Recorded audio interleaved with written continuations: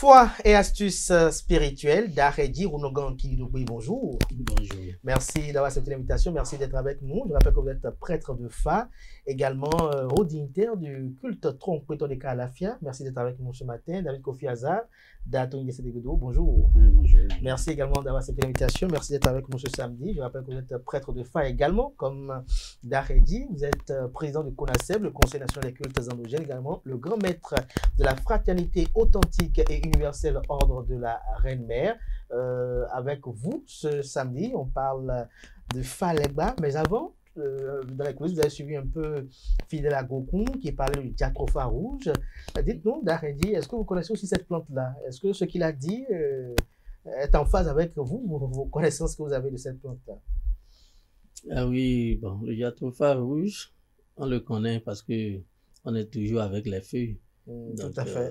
Vous êtes plus professionnel des feuilles que oui, lui. Il en produit juste et il en connaît quelques vertus. Voilà. Oui, bon, il a bien parlé. Tout ce qu'il a dit concernant la feuille n'est pas du mensonge.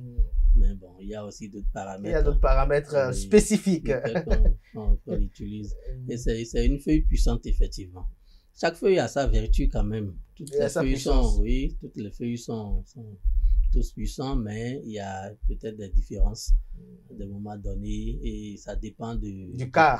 Voilà. Et la condition dans laquelle tu veux utiliser cette feuille. Exactement. David Kofi Azar, sur la même question. Le micro, voilà. Oui, je l'ai suivi. Hein. Il a annoncé les quelques vertus, surtout usuelles de la plante. Je tiens juste à rappeler que c'est une plante qui est dans l'ordre des Minona. C'est une plante des Minona. Parce que vous vous souvenez, chaque plante, au niveau de la spiritualité, est rattachée à des divinités données.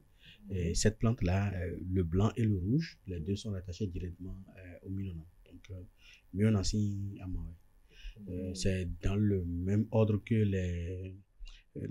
ce que je peux appeler Koklo Soudenpache, je ne connais pas le nom en français. Et voilà, c'est aussi dans l'ordre des Minona, les Panso, orgueil de Chine par exemple, Azerunzo par exemple, c'est le même ordre quoi. Donc c'est des feuilles de l'ordre des Minona. Également, c'est les feuilles de l'ordre des Minona. Et ce que je peux ajouter, c'est que c'est une plante qui aide beaucoup, surtout les femmes qui saignent, surtout en état de grossesse, ou les femmes qui ont du mal à avoir une rupture adéquate ou en bonne date des menstrues.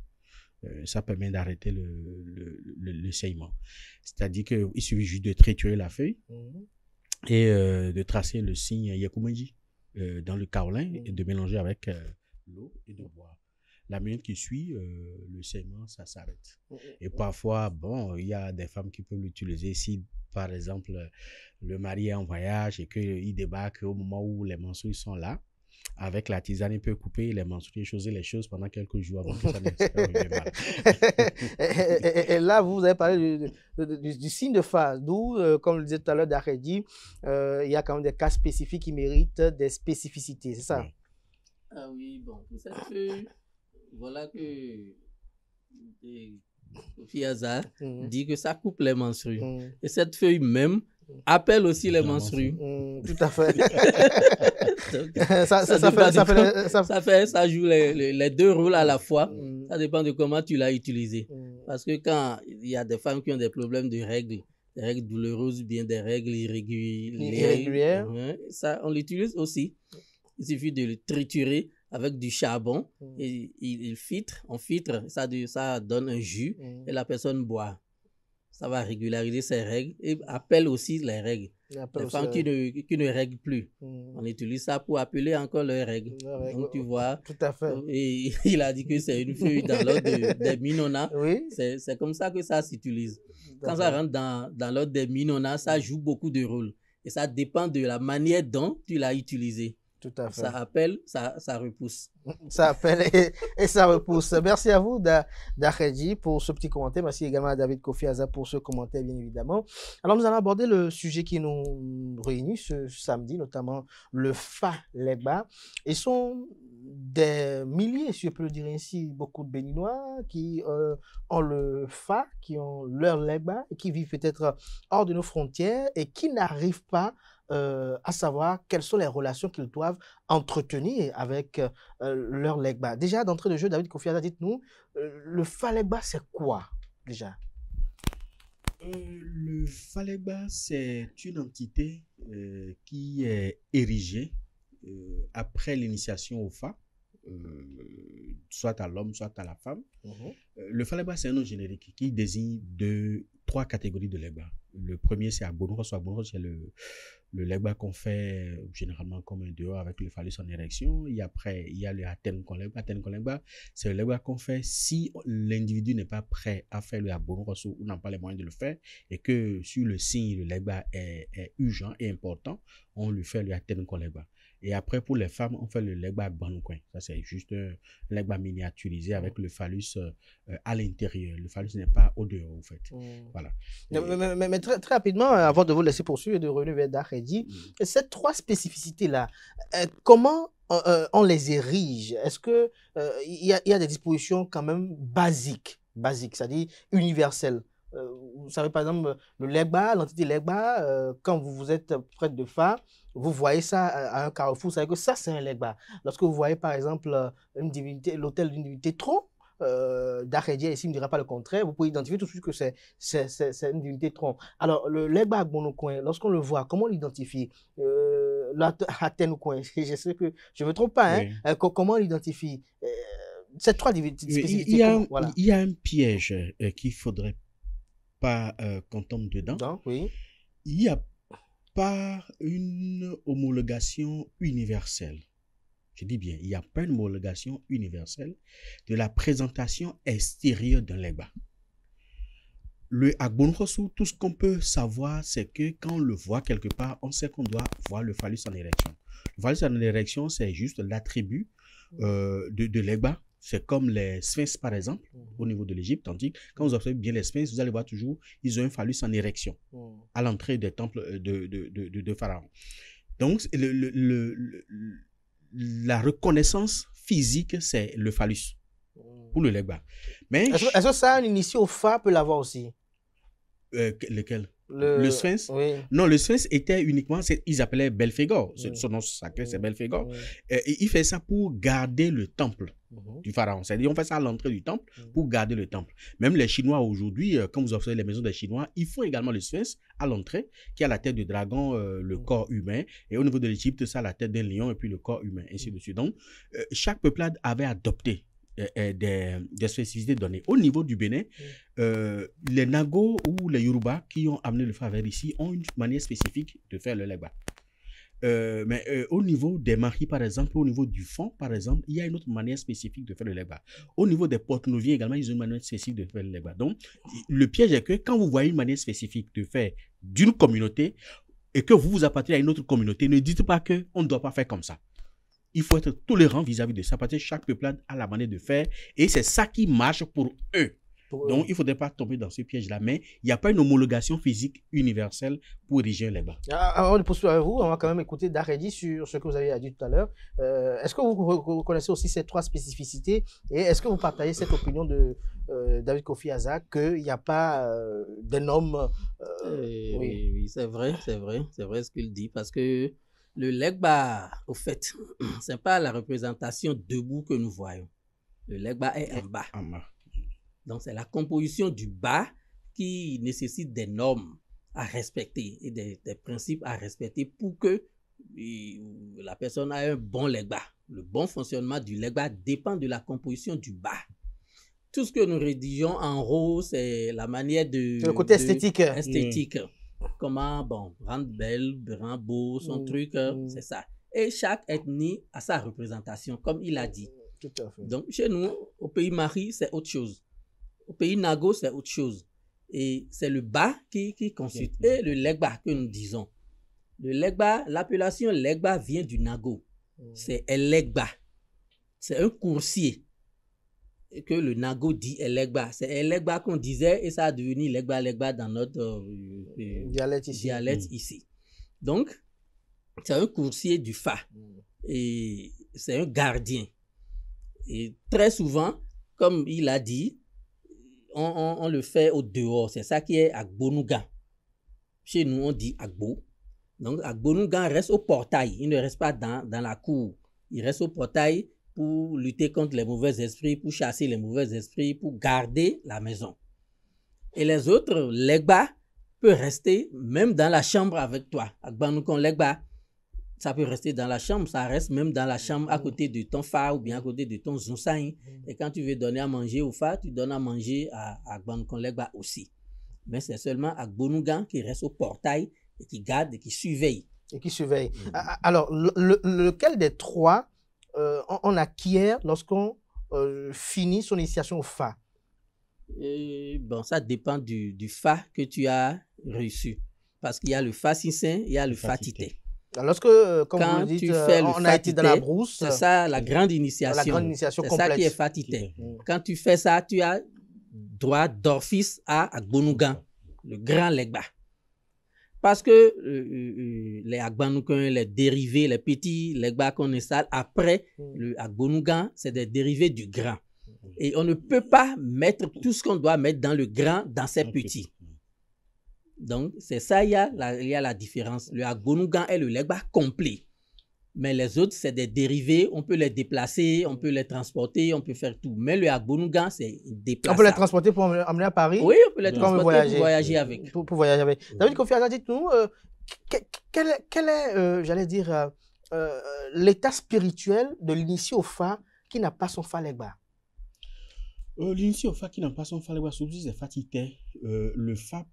Non, l'initié qui a été dans la brousse, dans la forêt, qui a fait l'initiation complète. Oui, c'est ça. Fatigué, ok, d'accord. Et qui n'a pas, voilà. Qui n'a pas son Legba, il aura quelques insuffisances liées aux actions que le Fa peut poser. Parce que le Fa, en fait, c'est un mollusque. Il n'a pas d'os, c'est un vrai fainéant. Tout ce qu'il sait faire, c'est de bien parler. Donc, il sait bien parler, mais tout le reste, il n'arrive pas à agir. Donc, c'est Legba qui agit en son nom. Et c'est Legba qui fait tout au nom du Fa. C'est pour ça que même le Bokono, quand il veut consulter le Akple, par exemple, il dit, par exemple, venez la neuf faire. Beaucoup Legba, c'est-à-dire qu'on demande à Legba de résoudre l'énigme à laquelle on vient de soumettre le Fa. Donc, c'est Legba qui, c'est comme la main ouvrière du Fa. Justement, une petite digression positive, oui. Ne perdez pas le fil. Quelle est l'interrelation entre le Fa et le Legba? Parce que on constate, Daredji me dira peut-être pas le contraire, que la plupart des consultations qui sont faites ou effectuées lors des rituels propitiatoires ou expiatoires, si je peux les appeler ainsi, il y a souvent toujours des choses qu'il faut aller peut-être au niveau du Legba le faire. Pourquoi? Quelle est la relation entre le Fa et le Legba? Je vais vous expliquer. Le problème, c'est une question de triade. Il y a le Fa, le Legba et le Minona. Les trois vont ensemble. Sans le Legba, Minona et Fa auront de problèmes.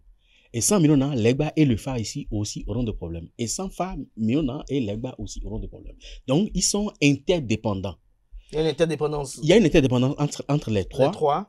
Mais sur le point énergétique, il faut reconnaître que Minona, c'est la force passive.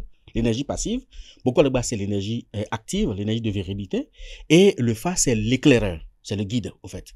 Donc les trois combinés donnent une bonne orientation, une bonne action et une bonne réceptivité en matière d'énergie sur le plan spirituel. Donc les trois vont de pair. Les trois vont de pair. Daredji, pour revenir au Fa Legba, comme le dit très bien, j'ai quand même de nos amis internautes là que j'ai lus qui disent qu'ils sont inquiets parce que lorsqu'ils ont déjà reçu leur Fa ici à Cotonou et qu'entend la situation sur laquelle ils doivent voyager, est-ce qu'ils doivent confier leur Fa Legba à quelqu'un pour l'entretenir ou ils peuvent voyager pour aller en Europe avec? Oui.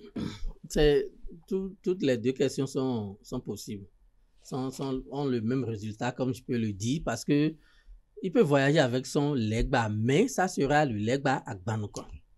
Il ne peut pas voyager avec son Legba Agbonugan, non.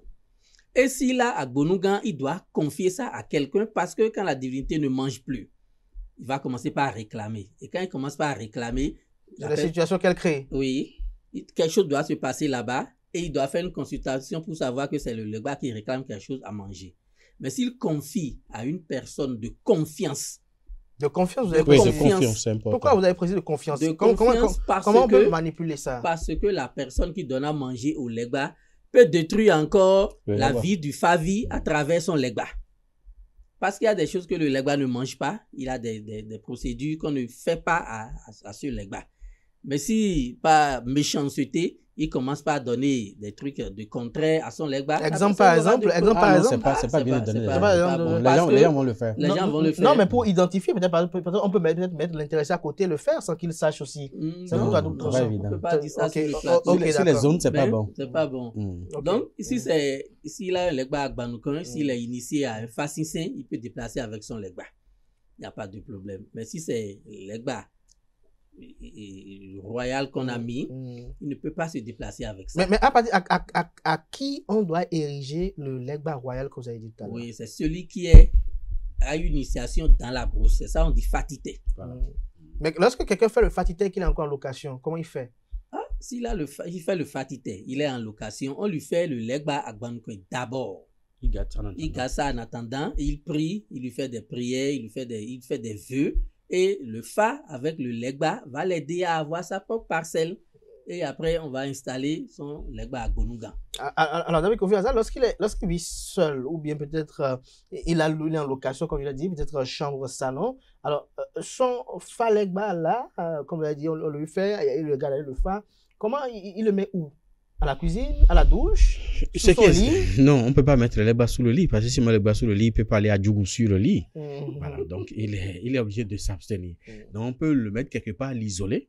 Maintenant, au cas où la pièce n'est pas assez grande, c'est qu'il est obligé de mettre un rideau en face du legba pour l'isoler. Et maintenant, il peut choisir les choses dans la chambre s'il veut, mais pas la cuisine. Pas la cuisine parce que il faudrait éloigner la divinité des sources d'émission de chaleur. Donc, c'est pas bien que la divinité soit dans la chaleur. C'est pas bien qu'elle soit dans la chaleur. Non. Donc, si possible, si on peut lui faire une chambre climatisée, alors. Non, c'était juste une régression. Pour l'accompagner un peu, la personne prend un coin de sa chambre. C'est ça. On prend le coin, on met un rideau. Et généralement, on met à zan. Les rameaux. Il y a des rameaux il y a des façons de le faire. Et on barre. On fait un coin réservé. Et on met ces trucs là-dedans. Mais lorsque on sait un peu comment à Cotonou, les chambres sont très petites, comme même en Côte d'Ivoire ou au Togo, alors où est-ce qu'il va trouver cet espace-là pour le faire? De sa chambre. Oui, mais le legba, on va y arriver. Qu'est-ce qu'il mange? Qu'est-ce qu'il mange concrètement? Et est-ce que lorsqu'il sera nourri, est-ce qu'il ne va pas dégager des odeurs dans l'environnement immédiat? C'est vrai, donner à manger au legba, par exemple. C'est l'huile de palme ou bien l'huile d'arachide selon son signe de Fa et le mélange de la farine de maïs. On mélange un peu la farine de maïs, on donne au legba, on donne de l'huile. Et après, c'est peut-être tuer une poule ou bien un coq au legba, c'est tout. Et quand vous faites ça, vous pouvez laisser ça un peu en retrait dehors, à côté de la chambre ou bien dans l'arrière-cour pendant la journée et dans la soirée, vous le faites rentrer encore dans sa chambre, c'est tout. Il n'y a pas de problème par rapport à ça, David Kofi Aza? Non, je ne pense pas qu'il y ait de problème par rapport à ça, parce que le legba a besoin d'huile, comme certaines divinités. Les divinités ont besoin d'huile beaucoup plus pour pouvoir concentrer, parce que l'huile est comme un dissolvant qui permet de digérer l'énergie de ce que vous lui apportez. Donc, si par exemple, vous lui apportez du sang, par exemple, donc une poule ou un coq que vous mélangez avec de l'huile, ça permet de capitaliser cette énergie-là et de conserver ça sur la divinité. Maintenant, pour que ça ne donne pas trop de puanteur, c'est à vous de voir comment vous allez l'entretenir. Parce que si la divinité a beaucoup plus d'huile sur elle, elle ne dégage pas d'odeur. Mais c'est quand on lui donne à manger, par exemple, de la chair de la poule, par exemple, ou du coq que vous l'avez donné, ou du mouton, il faut éviter de mettre en grande quantité sur la divinité. Non, peut-être la personne a vu que la divinité l'a beaucoup nourri. Oui, la divinité a beaucoup nourri, ce qui est important pour la divinité, parce que Vaudron doit saoulan. Le vaudou ne mange pas les cuisses. Non. Il y a des parties spécifiques au niveau de l'animal que le vaudou consomme. Au fait, c'est sa partie spécifique-là, c'est ce que nous appelons au fait des centres d'énergie, que d'autres appellent des chakras. C'est-à-dire qu'au niveau du sommet du crâne, par exemple, on prélève un peu de la chair au sommet du crâne, au niveau du cou, au niveau des ailes, le bout, au niveau des pattes. Voilà. Et à l'intérieur, le cœur, qui est un chakra très, très puissant. On prend ça, on prend la rate, on prend le gésier, si par exemple c'est une volaille, et après on prend la queue. Voilà. Donc c'est juste de petits bouts. Quand on prélève ça, c'est encore de petits bouts qu'il faut récupérer pour mettre sur la divinité, pour qu'il puisse puiser dedans les énergies qui sont dans cet animal-là. Le vaudou a eu besoin d'énergie. Vous pouvez donner à manger au vaudou et le lendemain, enlever encore tout ce que vous avez donné à manger. Lui, il a déjà récupéré l'énergie et le jette. Vous jetez ça pour maintenir votre divinité propre. Oui, bien sûr. Pour maintenir votre divinité propre. Daredi, vous partagez cette opinion-là? Oui, c'est vrai. Au plus 3 jours, c'est fini. Oui, c'est fini. On enlève ça et puis 72 heures, la divinité. Pour que ça ne donne pas d'odeur, quoi. Tout ce qu'il veut dedans. Le reste, c'est du déchet. On peut jeter. On peut jeter. Donc ça ne sert à rien d'en faire une montagne. De monter. Aujourd'hui, avec l'évolution de la vie, il y a beaucoup de choses qu'on a commencé par régler nous-mêmes. C'est bon, peut-être nos amis qui sont encore dans l'autre monde qui continuent sinon, c'est juste pour bleuir, on a modernisé beaucoup de choses aujourd'hui parce que ça influence. Ça fait peur même aux adeptes quand ils voient tout ça. Avec le crâne de mouton. Il faut arrêter de mettre des crânes de mouton sur la divinité parce que la divinité n'a pas besoin. Non. Non, la divinité n'a pas besoin. Il y a récupérer tout ce qu'il veut dedans. C'est l'énergie, comme il a dit. C'est l'énergie que les vaudous utilisent. Et le reste, là, c'est de caca. La chair, c'est pour nous. La chair, c'est pour vous. Ben ouais. mais Daredi, j'ai une question par rapport à une chose. C'est de savoir quelle est la fréquence d'entretien d'un Falegba. Bon, est-ce que ça a une fréquence? Ça dépend Est-ce qu'il faut le faire tous les jours? Est-ce qu'il faut le faire une fois par semaine?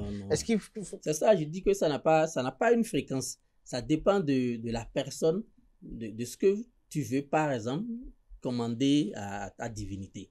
Si tu es dans de l'urgence, tu peux faire une cérémonie pendant une semaine, pendant 7 jours, pour pouvoir suivre ce que tu veux, pour la réussite de ce que tu veux. Mais si tu n'es pas dans un cas spécifique, d'obligation, tu peux, c'est par moment, peut-être par semaine, 2 semaines, 7 jours, ça dépend de comment tu as habitué ta divinité. Parce que les énergies, c'est des habitudes.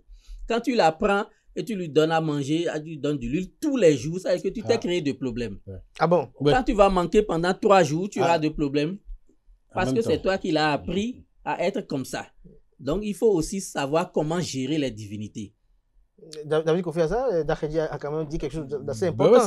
Il faut savoir gérer les divinités. Il faut savoir gérer les divinités. Les nourrir tous les jours. Les divinités sont comme des femmes que nous épousons. Exactement comme la femme que vous avez épousée. C'est si vous avez l'habitude de lui acheter pain chaque semaine, c'est qu'il y a une semaine où elle n'a pas son pain, ah mais là, les problèmes vont commencer. Ça veut dire que c'est une autre femme qui est en train de recevoir ce pain-là au dehors. À sa place. C'est la même chose pour le vaudou. Il faut éviter, moi parce que j'ai beaucoup d'argent, que tout le jour je dois donner à manger à ma divinité. Parce que le jour où vous n'avez peut-être pas le temps, peut-être pas besoin de l'argent, mais vous ne perdez pas le temps, vous n'êtes pas en mesure de le faire, il vous crée toutes les misères du monde. Donc il faut vraiment éviter ça. Deuxième chose, quand une divinité mange trop, il ne travaille pas. Il ne travaille plus. Ah bon? Non, il ne travaille pas. Il devient fainéant. Il travaille pas. Là, dans la blague, vous dites quelque chose de... Oui, c'est vrai. Quand vous habituez votre divinité à manger tout le temps, il ne fait plus d'efforts pour vous. Il ne fait plus rien. Il sait que même s'il ne fait rien, il va trouver à manger. Il ne fait rien. Il est à la maison tranquillement et puis on lui apporte à manger. Donc, il faut éviter. Peut-être en matière d'entretien, une fois le mois, par exemple, un peu d'huile, un peu d'acassa. Et c'est bon pour la divinité. Avec le jassin, c'est bon pour la divinité. Une fois le mois, c'est largement suffisant. Même une fois en 2 mois, c'est suffisant. Et maintenant, lui donner à manger peut-être une poule une fois en 6 mois. À la fin de l'année, lui donner un mouton, c'est déjà bon.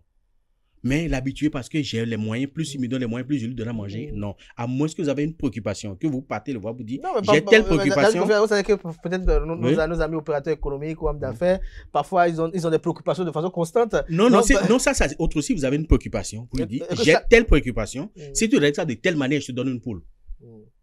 Tu règles ça de telle manière, je te donne un mouton. Si la préoccupation est réglée, vous donnez ce que vous avez promis. Ça, c'est autre chose. Mais en matière d'entretien, n'habituez pas le vaudou au manger. Il devient fainéant et il ne faut plus rien. Il y a des vaudous fainéants. Oui, il y a des vaudous. C'est comme des hommes. Quand tu as quelqu'un qui est à la maison, que tu lui donnes à manger à tout moment, Quand il dit je veux de l'argent, tu lui donnes. J'ai besoin de tel, il va faire quoi? Il va plus travailler. Il va rester là. Il dit Fofo est là, tonton est là. Quand j'ai besoin de telle chose, je le trouve. Donc c'est comme ça aussi pour les divinités. Il faut les laisser un peu dans des périodes de sécheresse pour lui dire il faut que je cherche quelque chose pour mon patron. Et peut-être s'il y a manquant, c'est pourquoi je ne mange pas.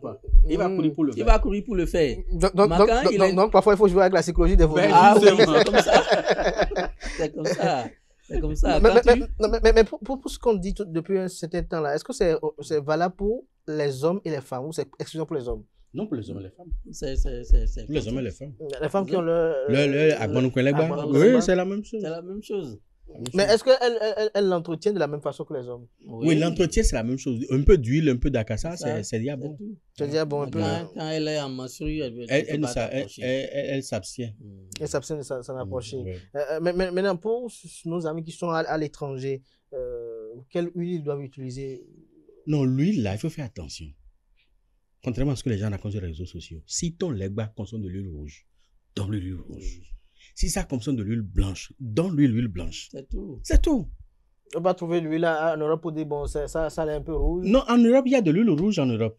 Partout dans les boutiques exotiques. Oui, mais est-ce qu'il faut prendre son huile rouge d'ici, avoir l'assurance que c'est la bonne huile rouge pour l'employer ou on peut l'acheter? Dans tous les pays du monde aujourd'hui, l'huile de palme est très développée. Il y en a partout. L'huile de palme est partout. Est-ce que nos divinités, et ça c'est une question à vous deux, est-ce que nos divinités prennent de l'huile rouge industrialisée? Même si c'est industrialisé, ça ne gêne pas. L'huile d'arachide est industrialisée aujourd'hui. L'huile blanche qu'on utilise aujourd'hui, c'est l'huile rouge. C'est l'huile rouge qu'on a blanchie. C'est l'huile rouge qu'on a blanchie. C'est industrialisé. Donc, il n'y a pas de problème. C'est la Malaisie qui fait l'huile rouge. Ça devient l'huile blanche. C'est ça, on a l'huile d'arachide. Ce n'est pas de l'arachide. Quand on dit huile d'arachide, l'huile d'arachide pure, c'est ce qui est fait à Golin ou en pays Marie. C'est ça qui est l'huile d'arachide pure. Mais l'huile blanche que nous avons là, c'est l'huile de palme. L'huile de palme. À moins que ça soit l'huile blanche. C'est l'huile d'olive. Oui, si c'est l'huile d'olive, là, c'est l'huile blanche d'origine. Alors l'autre question aussi qui préoccupe certaines personnes, je crois qu'on avait déjà abordé une fois avec David Kofi Azar, on dit la répétition, elle est pédagogique. Qu'en est-il de ces personnes-là? Là, je vais poser d'abord la question à Daredi. Ceux dont les pères sont décédés ou les mamans sont décédées, mais qui ont légué ou ont laissé dans leurs effets des legbas qui sont en lien direct avec le fa personnel. Pas un legba pour la famille, mais le legba du fa du papa qui est décédé. Comment on fait? Tu sais, cette divinité, cette divinité, dans la tradition, si la divinité n'a pas incarné un enfant, c'est le vaudou Jovi, quand ça incarne un enfant, on ne peut plus détruire cette divinité. Si le papa meurt, on garde la divinité à cause de l'enfant qu'il a incarné. Mais si la divinité n'a incarné personne, le jour de l'enterrement, le fa, le legba, le poli de la personne, tout ça là, il y a des travaux qu'on fait et la personne part avec cette divinité. Quoi, dans sa tombe? Dans sa tombe. Il y a certains qui vont et on fait les cérémonies, ça rentre dans des fleuves, et il y a d'autres que la personne même porte dans son cercueil et va dans sa tombe avec ça. C'est sa divinité. Mais si par exemple, le legba du papa a incarné un enfant et on a dit, c'est le legba du papa qui a fait incarner c'est son joto, on est obligé de garder ce legba pour l'enfant. Pour l'enfant. David, oui, exactement. Ok. Ma question à votre niveau, c'est de savoir, alors pour les mamans, les femmes qui ont laissé aussi le point legba, c'est ça, hein? Oui. Est-ce que c'est de la même façon qu'on gère? C'est de la même façon. La même façon. Si on s'en débarrasse plus dans les eaux douces. Dans les eaux douces. Mais quand c'est le legba gan, c'est ça, vous appelez ça? Agbonokosu, voilà. Oui. Et que c'est papa seul qui le manipulait, papa n'est plus là. Comment on fait? Oui, mais il faut retourner. Si ça n'a incarné personne et que ça n'a pris possession de personne, on s'en débarrasse. Maintenant, j'ai une question à vous deux. Est-ce qu'il peut arriver qu'un ici au FA puisse décider de se débarrasser de son poli et de son falegba? De son vivant? Oui. Oui, bon, tu sais, c'est la religion aussi. Il rentre dans une religion occidentale qui lui dit de débarrasser. Mais quand il le fait, il se tue à moitié. C'est clair. Parce que ce sont ces trucs-là qui rendent les gens morts à moitié et quelques années après, c'est fini, c'est la mort qui vient les chercher. Parce que le poli, par exemple, c'est ta vie. La durée de ta vie est consacrée dans le poli. Et tant que tu es vivant, ton poli te suit et se dit, le contrat qu'on a signé, je le respecte jusqu'au bout. Et à un moment donné que tu le détruis, et il dépend même de la façon dont tu l'as détruit. Oui. Les énergies reviennent en surface et contre la personne. C'est par exemple, tu as un chien berger à la maison et le chien se retourne contre toi. Tu vas te voir devant ton chien, mais tu vas le méconnaître. C'est comme ça. La matière que nous voyons, c'est autre chose que les énergies. Il y a les énergies que nous ne voyons pas. Quand tu détruis un poli, tu ne sais pas l'énergie qui est dedans, là où ça a passé. Même si ça te gifle, tu ne le sauras pas. C'est après des jours, des semaines, des mois que les retombées vont commencer. Et la prière ne peut pas gérer ça. Il faut qu'on se comprenne. C'est toi-même qui a attiré c'est toi qui l'as appelé. Oui, c'est toi-même qui a attiré ton malheur. Et c'est toi-même qui s'est initié. Et au cours de l'initiation, on t'avait déjà dit, alors, tu avais dit non. Et tu t'es préparé toi-même, tu as jugé, tu as juré des trucs devant les divinités. Je ne vais pas vous trahir. Et à un moment donné, toi aussi, tu commences par faire la trahison. Qu'est-ce que ça va donner? C'est dangereux, David Kofi Azar. Mais justement, c'est le parjure. Or, le parjure au niveau de l'invisible ne se pardonne pas. Les retombées sont irréversibles et ça frappe toujours. Ça frappe toujours. Il n'y a pas une manière de revoir un peu, non? Si vous n'êtes pas sûr d'aller jusqu'au bout avec l'invisible, ne vous y engagez pas. Ne vous y engagez pas. Non, merci à vous. Merci à vous, David Kofi Azar, notamment qui nous était parti d'arriver à échéance. Vous restez en plateau. Merci également à Daredi. On va passer à la tribune virale avec nos autres invités.